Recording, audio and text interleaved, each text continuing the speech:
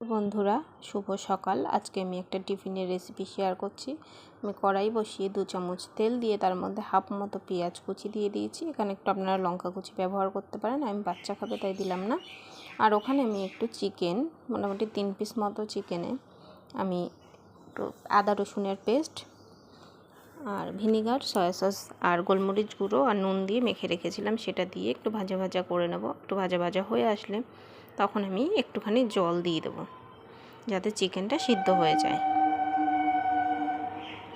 যখন চিকেনটা সিদ্ধ হয়ে যাবে, জলটা কমে আসবে, তখন একটু হলুদ দিয়ে দেবো, দিয়ে আর একটু টমেটো কেচাপ দিয়ে ভালো করে নাড়াচাড়া করে ভাজা ভাজা মতো করে নেব।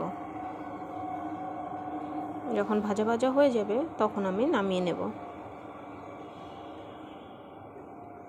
আর ওইদিকে আমি একটা রুটি বেলে নিয়েছি, নিয়ে চাটুতে দিয়ে এদিক ওদিক করে সেঁকে নিলাম, নিয়ে চারপাশ দিয়ে একটু তেলটা ঘুরিয়ে একটু পরোটা মতো করে নিলাম।